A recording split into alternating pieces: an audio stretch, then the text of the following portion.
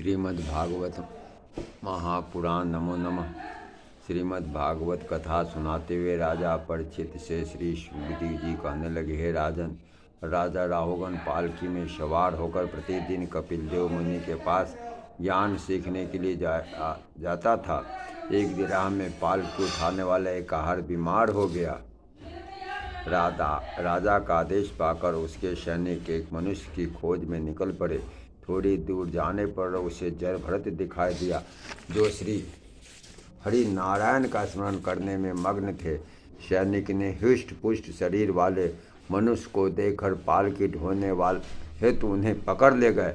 जरभरत प्रसन्नता पूर्वक राजा राहुगण की पालकी उठाए हुए चलने लगे, किंतु पृथ्वी पर विचरने वाले छोटे जीव चींटियों आदि को दबने से बचाकर चलते। ऐसा करने से कई बार राजा की पालकी हिल गई।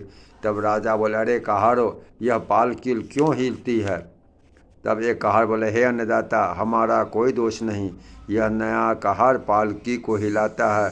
कहार के वचनों को सुनकर राजा क्रोधित होकर बोले, अरे दुष्ट, तू काफ़ी मोटा ताजा है, बलशाली है, फिर भी इतनी जल्दी थक गया? क्या तुझे अपने प्राणों का भय नहीं? राजा के वचनों को सुनकर भी जरभरत चुप रहे, जिसे राजा रहुगण का क्रोध और ज़्यादा बढ़ गया। वे कहने लगे, तेरी मेरी बात का उत्तर क्यों नहीं देता?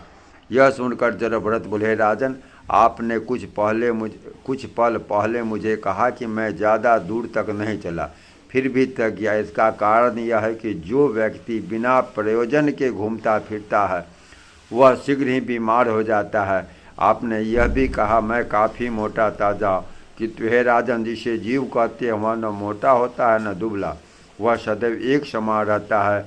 यह नश्वर शरीर जिसका रूप घटता बढ़ता है।